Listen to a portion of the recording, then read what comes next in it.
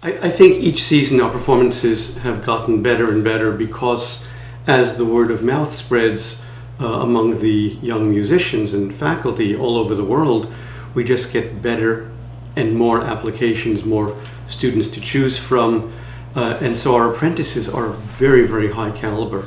So much so that this coming June, we will be recording our first compact disc for Naxos, the Naxos label, which is the largest recording company of classical and jazz in the globe. Well, I will say that we are much further along the way than I expected to be at this point. I mean, it's amazing the way that the community has adopted the music festival, and from the very beginning, with community members hosting musicians in their homes, and the kind of relationships that they form with their musician friends who become, in some cases, like family members. Artistically, I feel that though our organization is very young, that we're achieving performances on par with Tanglewood, with the Mozarteum Festival in Salzburg, Austria.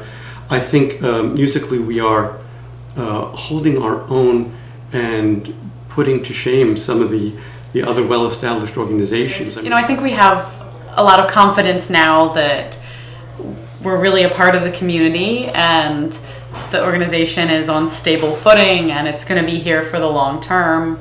And we're doing some new things, which I'll tell you about in a minute. But there is always that little bit of nervousness every year of, we have to put this together again. We have to try to pull this off again. Yeah, our students tell us that they get more out of coming to Chestertown and the National Music Festival. They get more individual attention, they get more challenging repertoire, and they encounter a much higher level of performance. And the interaction between the musicians and the audience, between the community and the festival and the college are all things that make this perhaps one of the better festivals. So even though we certainly don't have the budget of Tanglewood or Aspen or the Mozarteum in Salzburg, which has been doing this for about 200 years, I think we're holding our own. Programming for the festival, for the National Music Festival, is probably the hardest programming I have to do for any of my pursuits, and that is because it has to be music. I have to program music that will attract the apprentices. It needs to be good for them. It needs to be music that will help them secure their first jobs. In other words, for taking auditions.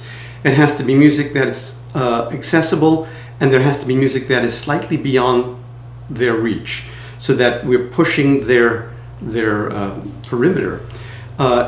It needs to be music that will attract an audience so that we can sell tickets and help to fund what we're doing. And so, in addition to the programming, I have to do a lot of explaining to our potential audiences why we program what we do. And probably the most notable expansion at the moment is not so much in the festival itself, but in the level of year-round activities that we're doing, partly with our youth programming, because we have the Fiddlesticks Youth Program, which has been running for about 4 years now, and through that program we provide free string instrument instruction to Kent County children in grades 3 through 8. We started a few years ago to talk about developing a youth orchestra program here, and we realized that there was very little string instruction going on in the area, and that without strings you can't really have an orchestra, and if kids don't have the opportunity to learn how to play a string instrument, they can't be in a youth orchestra. So it seemed to us that providing strings instruction was the first step. Now since then the college has formed the Eastern Maryland Youth Orchestra, which is geared towards high school level students.